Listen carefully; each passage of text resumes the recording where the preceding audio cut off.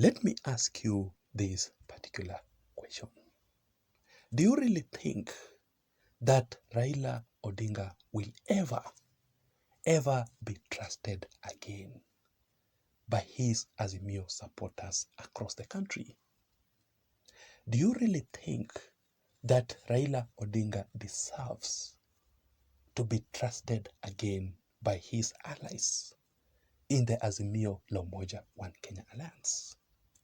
Akina Kalonzo Musyoka, akina Eugene Wamalwa, Martha Karua, and the former head of state Uhuru Kenyatta, together with the leaders in the opposition side.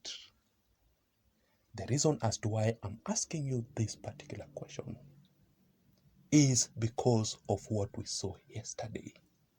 What happened in Kakamega County during the burial ceremony of Wycliffe Oparanya's brother. Raila Odinga attended that event.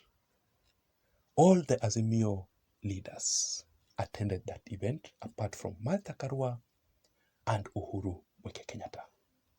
But according to Raila Odinga, Uhuru Kenyatta sent his message of condolences to the family of Wycliffe Oparanya. Majority of the leaders in the opposition side attended that event also. But majority of the leaders in the opposition and the leaders in Azimio la Umoja One Kenya Alliance who stood to speak during that event, their message was very clear to Raila Odinga that they are totally against Raila Odinga's call for President William Ruto's national dialogue. They don't want dialogue at all. Bila kuwa na nia safi, hata mkifanya mazungumzo mara 20, dialogue 100 times, it will end up with nothing, ndugu Raila. Kwa hivyo, first of all, kuna nia jameni. But for the people who understand Raila Odinga's politics very well, they must also understand the secret truth behind all these issues.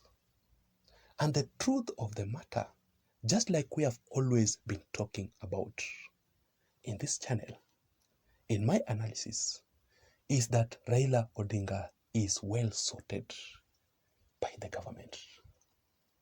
Currently, as we speak, Raila Odinga is already having a deal with the government, a secret handshake with President William Samoei Arap Ruto ahead of the 2027 general elections. And as always, Raila Odinga betrays his supporters and the people behind him. Remember what happened after the Nusu Mkate coalition between Raila and Mwai Kibaki. The casualties were the people behind Raila Odinga. Remember during the handshake between Uhuru Kenyatta and Raila Amolo Odinga, the people who suffered were the leaders in the NASA coalition, Akina Mudavadi, Akina Wetangula, Akina Kalonzo. And that marked the end of NASA coalition.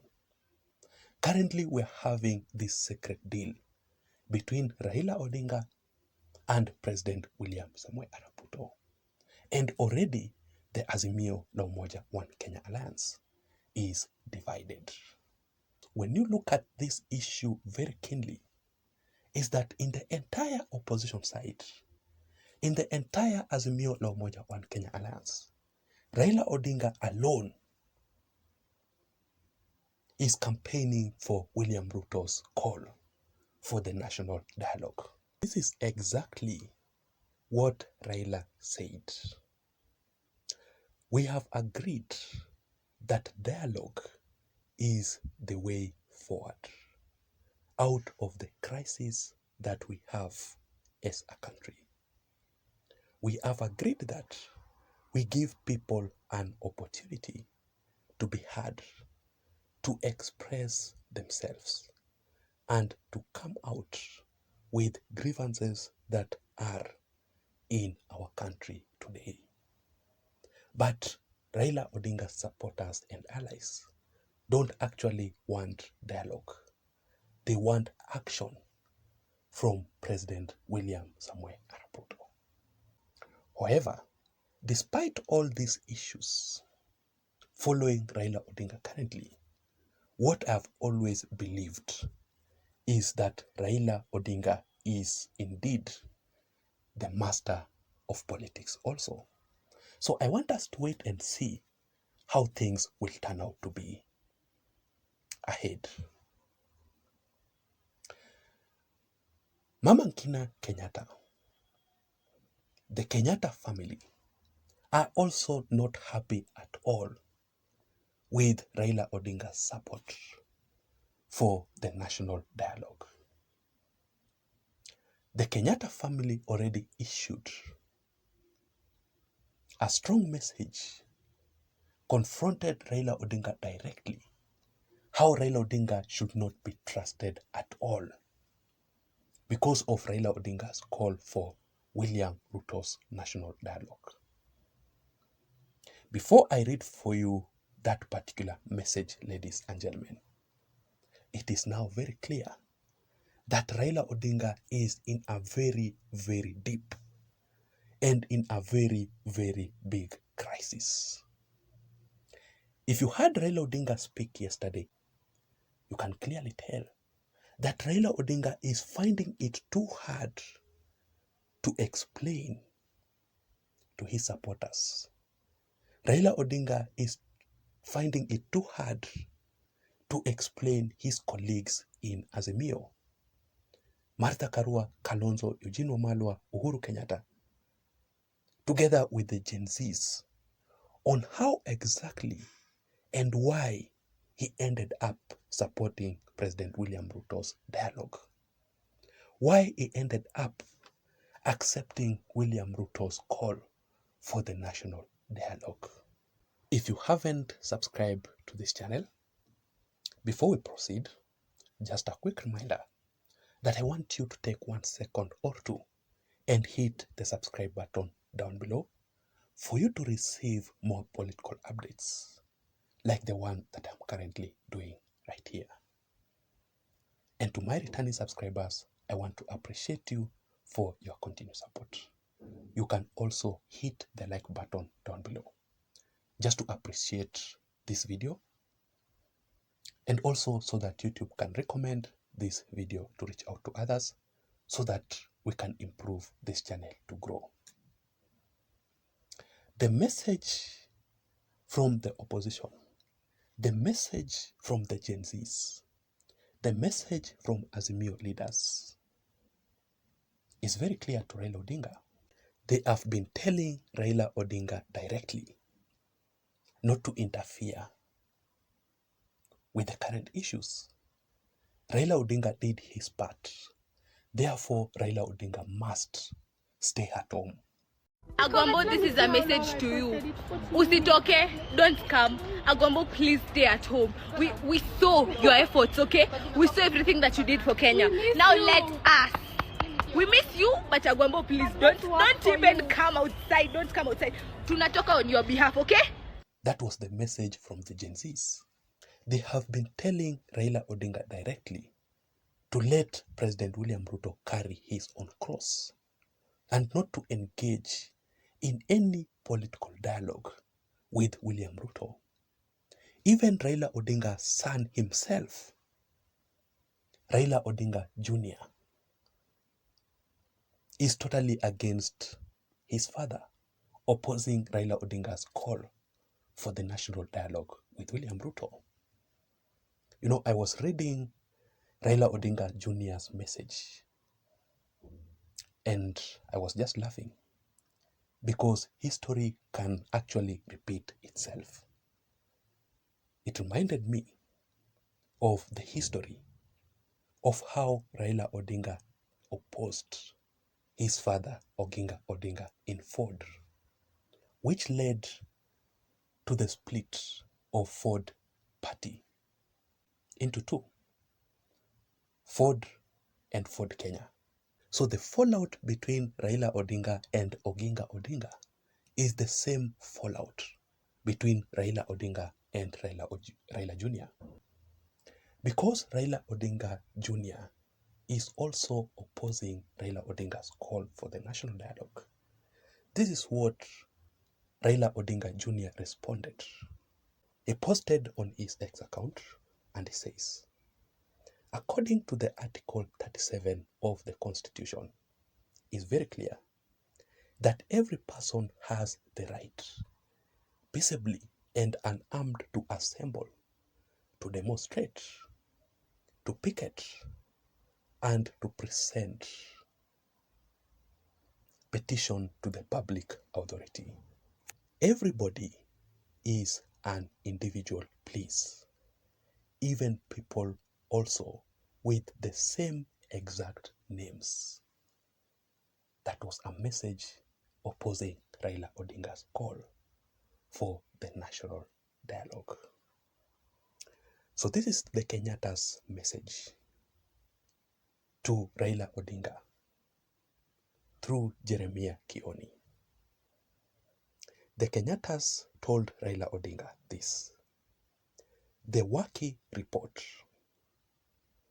if you can still remember, the Waki report was about Raila Odinga and the former head of state, Mwai Kibaki, which was a dialogue concerning the 2007 post-election violence.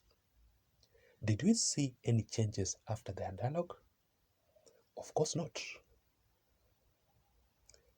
Dungu report, TJRC report, dialogue.